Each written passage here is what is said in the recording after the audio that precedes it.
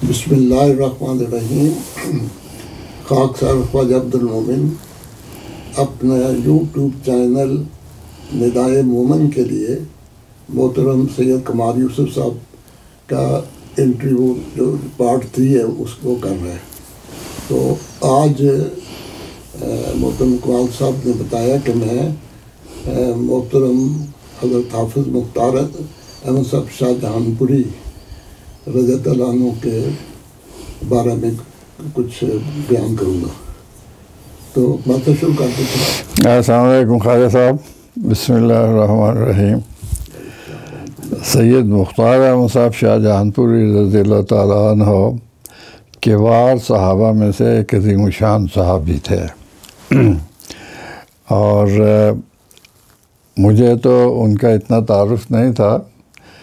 میرے والد صاحب مرحوم نے کہا کہ ان کی خدمت میں حاضر ہوا کریں، تو پہلے دن جب میں حاضر ہوا ان کو میں نے اردو بولتے دیکھی تو میں تو مطلب کہ وجد میں آ گیا۔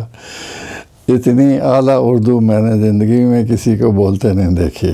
اللہ تعالیٰ نے ان کو ایک خاص کہنا چاہیے قوت بخشی تھی۔ حضرت حافظ صاحب بہت بڑے وفادار تھے اور مبالغہ کی حد تھے۔ مثلا عام جو بات خود حضرت حافظ صاحب نے مجھ سے فرمائی، کہنے لگے کہ حضرت صاحبزادہ مرزا بشیر احمد صاحب رضی اللہ تعالیٰ عنہ کا ایک مراسلہ انہیں ملا، اس میں صاحبزادہ صاحب نے لکھا ہوا تھا کہ حضرت مسلم موعود نے انہیں مقرر کیا ہے کہ وہ صحابہ کے حالات جمع کریں۔ تو اس سلسلے میں انہوں نے ایک سوالات لکھے ہوئے تھے۔ پہلا سوال یہی تھا کہ حضرت شاہ صاحب آپ کی تاریخ پیدائش کیا ہے؟ میں نے صاحبزادہ صاحب کو لکھا کہ جب ہم پہلی دفعہ قادیان حاضر ہوئے تو آپ کی ابھی مسیں نہیں پھوٹی ہوئی تھیں۔ یہ ان کا جواب تھا۔ یہ تو میں نے سنا ہے، لیکن جو دوسرے دوستوں نے مجھے بتایا وہ یہ تھا کہ اکثر لوگ پوچھتے تھے کہ آپ کی عمر کتنی ہے، تو اس کے بارے میں بھی وہ کبھی نہیں بتاتے تھے۔ وہ صرف اتنا بتاتے تھے کہ آہستہ بولیں کہیں اسرائیل نہ سن لے۔ تو اپنے بارے میں وہ کسی بعض ایسے سوالات کو جو ان کے تمدن میں اچھے نہیں سمجھے جاتے تھے اس کا کبھی جواب وہ نہیں دیتے تھے۔ آپ قادیان میں جہاں رہے ہیں، اور میرا یہ خیال تھا کہ وہ جو درزی خانہ ہے مہتاب بیگ صاحب کے سامنے ایک بالا خانہ ہے، شاید اس میں رہتے ہوں گے، کیونکہ میں نے انہیں کبھی دیکھا نہیں۔ یہ دیکھا ہوگا تو میں نے پہچانا نہیں۔ بعد میں مجھے پتہ لگا کہ نہیں، وہ لنگر خانے میں دارالضیافت میں رہتے تھے، وہیں وہ رہے ہوئے ہیں۔ ان کے بارے میں ایک بات جو میں نے کئی دوستوں سے پوچھی ہے کہ کسی نے ان کو چلتا دیکھا ہو۔ میرا نہیں خیال کہ میرے جاننے والوں سے کسی نے ان کو چلتا دیکھا ہو۔ میں نے جب پہلی دفعہ دیکھا تو لاہور میں دیکھا تھا 47 میں، جب وہاں آئے ہیں تو اس وقت بھی چارپائی پہ تشریف رکھتے تھے۔ پھر ربے میں اکثر ملاقاتیں ہوئیں، اس وقت بھی چارپائی کے اوپر چوکی لگا کے وہ بیٹھے ہوتے تھے۔ ان کو کھڑا یا چلتے ہوئے میں نے کبھی نہیں دیکھا۔ اور وہ ان کی سید عبدالباسط صاحب نائب معتمد خدام العمریہ ہوتے تھے، ان کی اہلیہ ان کے بھانجے کی بیٹی تھیں، وہ ان کا خیال رکھتی تھیں۔ انہوں نے خود شادی نہیں کی، بلکہ ایک دفعہ ان کے مسئلہ بن گیا، مسئلہ وہ یہ بنا ان کا کہ ان کی زیر تبلیغ ایک خاندان تھا اور ان کی بیٹی کی شادی انہوں نے کروائی، اور غالباً وہ فوت ہو گئے یا کوئی اور مسئلہ بن گیا۔ تو اب وہ جو بیوہ تھی وہ کہاں جائے، اس کا کوئی ٹھکانہ نہیں تھا۔ اب چونکہ انہوں نے ان کی بیعت کروائی ہوئی تھی، یہی ان کے ذمہ وار تھے، تو حضرت شاہ صاحب کے پاس انہوں نے کہا ٹھیک ہے میرے پاس اب آ جائیں، لیکن چونکہ آپ بھی اکیلی ہیں میں بھی اکیلا ہوں، تو میں نکاح کی حالت میں آپ کو رکھوں گا، ہم نکاح کروا لیں گے لیکن میرا تعلق آپ سے کوئی نہیں ہوگا۔ چنانچہ وہ بیوہ خاتون آپ کے پاس آ گئیں، انہی کا بیٹا سلیم شاہ جہان پوری ہے۔ تو انہوں نے خود شادی نہیں کی کبھی، انہوں نے کبھی پوری زندگی ایسے زندگی گزاری بہرحال۔ پھر یہ حضرت شاہ صاحب میں جو خوبی تھی، اپنے جتنے بھی معاصر تھے، شعراء تھے، ادیب تھے، مصنفین تھے، متکلمین تھے، ان کے سب سے بڑے جماعت احمدیہ میں اگر کوئی ناقد تھا اور جس کو تنقید کرنے آتی تھی، حضرت شاہ صاحب تھے۔ حضرت شاہ صاحب میں نے ایک دفعہ، مثلا میں نے ہی پڑھا ہوگا، ایک فیض کا شعر تھا، اور وہ اگر میں بھولتا نہیں ہوں، ایک فرصت گناہ ملی وہ بھی 4 دن، دیکھے ہیں ہم نے حوصلے پروردگار کے۔ آپ نے اس کو پسند نہیں کیا کہ یہ کیا بات ہوئی، خدا تعالیٰ کا اس نے نقص نکال دے کہ صاحب کہتی ہیں یہ اگر کرنا ہی تھا تو ایسے کہتے۔ اسی وقت آپ نے ایک فی البدیہہ شعر آپ کا اپنا تھا، کہتے ہیں کیوں کر نہ ہو غرور مجھے اپنے عجز کا، یہ شے ہے وہ جو پاس نہیں کردگار کے۔ اب یہ دیکھیں اپنے غرور کا بھی، گناہ کا بھی ذکر کر دیا، اور اللہ تعالیٰ کے بارے میں ایک ایسی بات بیان کر کی کہ وہ خدا تک، وہ خدا میں جو عجز ہے ہی نہیں اس میں۔ اسی طرح کسی دوست نے پوچھا کہ حضرت شاہ صاحب یہ بتائیں کہ آپ کے نزدیک سب سے بڑا شاعر کون ہے؟ انہوں نے کہا مرزا اسد اللہ غالب۔ دوسرا سوال انہوں نے یہ کیا، میں عمدہ نام نہیں ان کو بتا رہا، کہ وہ کون سے شاعر ہیں جنہوں نے بے شمار غلط نہیں کہ جی وہ بھی غالب ہیں؟ کہتے ہیں وہ کیسے ہو سکتا ہے، کہ جی آپ کو شعر پڑھیں۔ تو انہوں نے شعر پڑھا، مسجد کے زیر سایہ ایک گھر بنا لیا، یہ بندہ کمینہ ہمسائے خدا ہے۔ کہ جی یہ کیسے ہو سکتا ہے بھئی، اگر وہ خدا کا ہمسایہ ہے تو کمینہ کیسے ہو سکتا ہے؟ یا تو وہ خدا نہیں ہے۔ تو اتنی بڑی غلطی یہ غالب نے کی ہے کہ ہمسایہ خدا کو کمینہ کہہ دیا۔ تو اس لحاظ سے ان کی جو تنقید تھی، بڑے صاحب علم تھے، اور معاصر کی اکثر کتابیں انہوں نے پڑھی ہوئی تھیں، خود بھی بہت بڑے شاعر تھے، لیکن کتاب انہوں نے کبھی نہیں لکھی۔ احمدی علماء کی جو تصنیفات کے مسودات تھے، اکثر انہی کو دکھائے جاتے تھے، مسودہ پیش ہوتا تھا، لیکن انہوں نے کبھی ذکر نہیں کیا کہ میں نے کون سی کتاب کا مسودہ کی نظر ثانی کی ہوئی ہے۔ لیکن مجھے علم ہے کہ اکثر علماء، میرا خیال ہے کہ صاحبزادہ مرزا بشیر احمد صاحب بھی اور صاحبزادہ مرزا طاہر احمد صاحب کی پہلی تصنیفیں ہیں وہ انہوں نے دیکھی ہوئی ہیں، اس کی نظر ثانی کی ہوئی ہے۔ اور بعض چیزوں میں تو جب یہ واقعہ ہوا،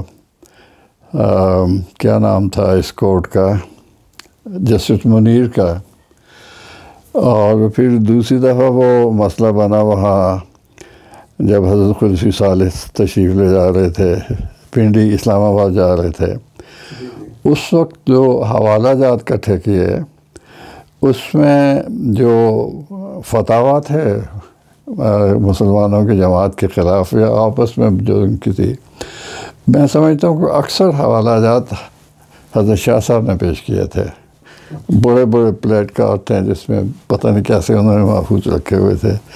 تو ان کا بہت بڑا اللہ تعالیٰ کی طرف سے علم تھا، اللہ تعالیٰ نے ان کو دیا ہوا ہے۔ اب ان کے بارے میں یہ آتا ہے کہ حافظ قرآن تھے، جو میرے سامنے آپ نے بات بیان فرمائی، وہ میں آپ کا عرض کر دیتا ہوں۔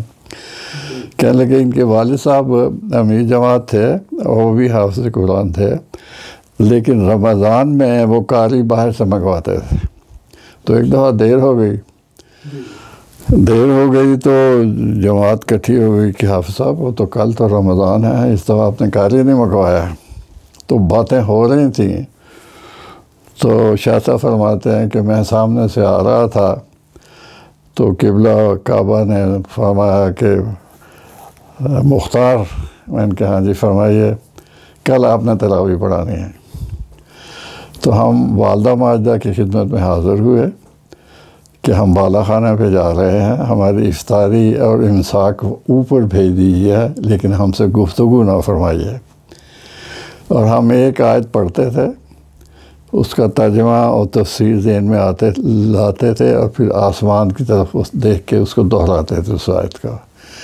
تو ہر روز ہم نے ایک پارہ حفظ کیا اور تراویح میں سنا دیا، اور پورا کا پورا قرآن ہم نے رمضان میں حفظ کیا اور سنا دیا، اور صرف سنا نہیں دیا، آج تک ہمیں ویسے ہی حفظ ہے، ہمیں دہرانے کی کبھی ضرورت نہیں پڑی۔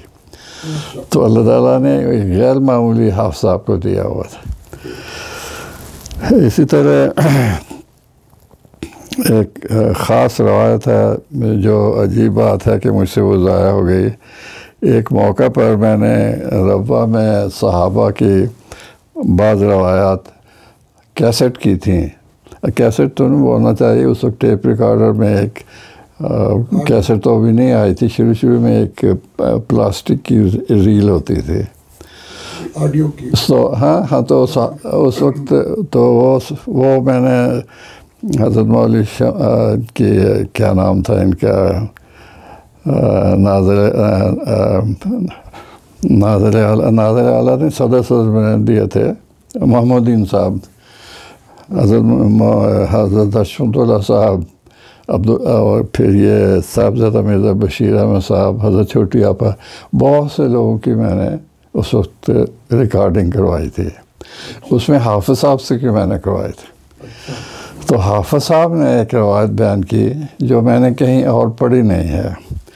وہ روایت یہ تھی کہ ہم اس وقت جب اسلامی اصول کی فلسفی پڑھی جا رہی تھی لاہور میں، تو ہم وہاں موجود تھے، اور ایک روز ہوا یہ کہ یہ جو بٹالوی صاحب تھے یہ ماڈریٹ کے پاس آئے اور انہوں نے درخواست کی کہ گو میں نے تقریر کر لی ہے لیکن مجھے مزید وقت دیا جائے کیونکہ میں مسلمانوں کا نمائندہ ہوں۔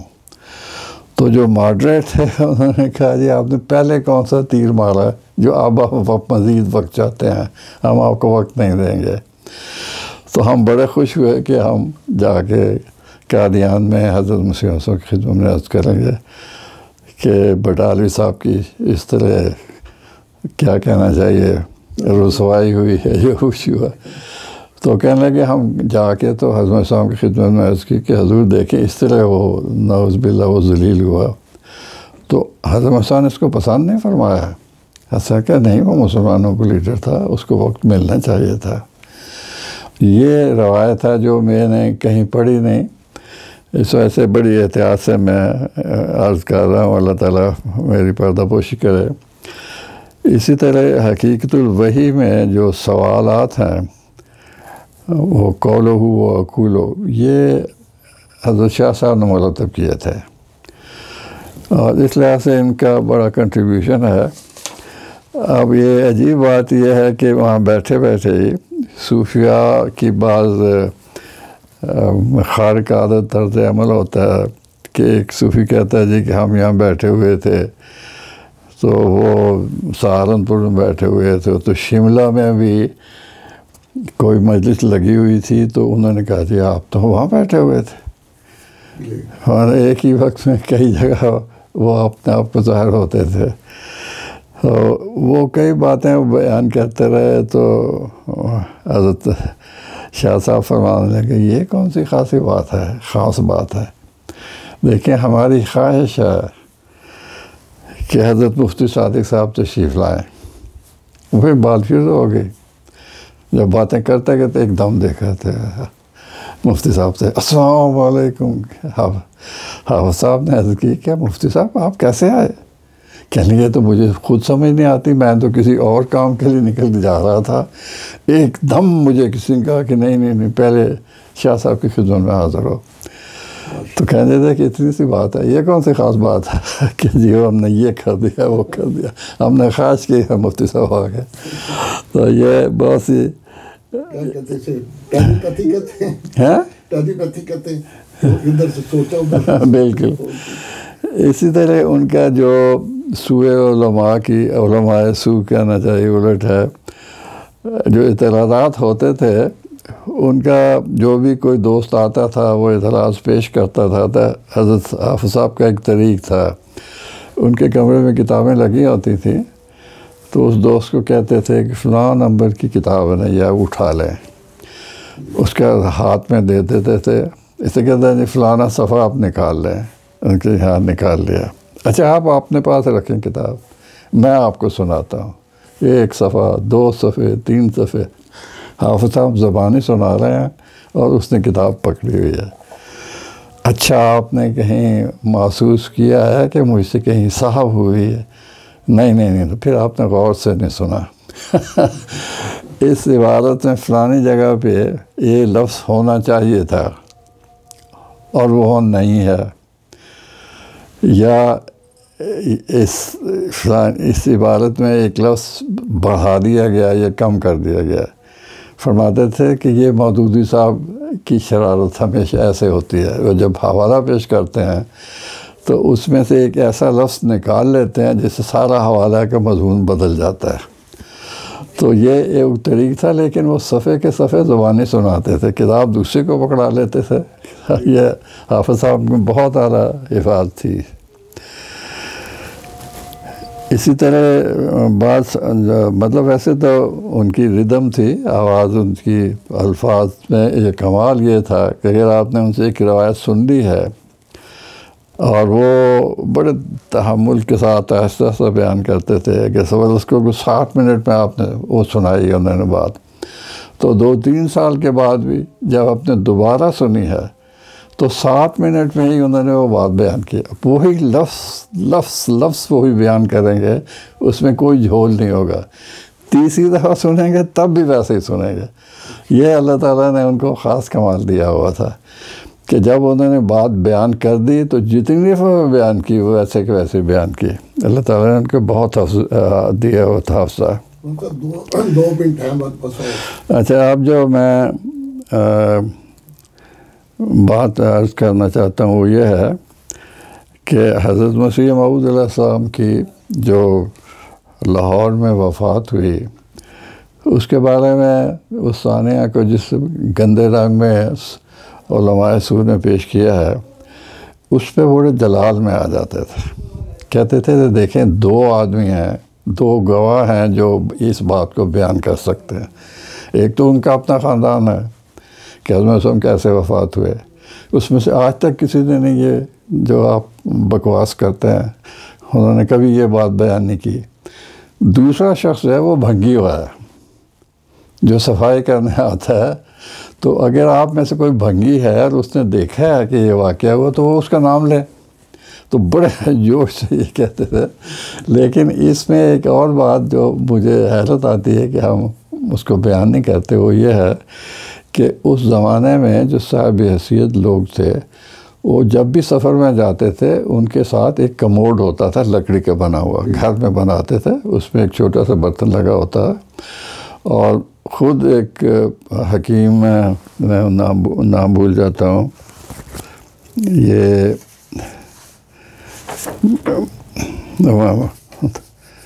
بہرحال وہ جو حافظ شیخ حامد صاحب تھے وہ اس کو صاف کرتے تھے. اور انہوں نے ایک دفعہ حکیم صاحب کو، میں نام اس کو بھول گیا، حکیم صاحب کو، حکیم دین محمد صاحب، یہ ان سے درخواست کی کہ حضور کو شکایت ہے، بار بار جاتے ہیں حاجت کے لیے، تو مجھے ڈر ہے کہ حضور مجھے آواز دیں اور میں سو نہ جاؤں. تو دونوں نے ڈیوٹی دی، اس وقت انہوں نے صاف کیا وہ جو بھی پانی کے ساتھ.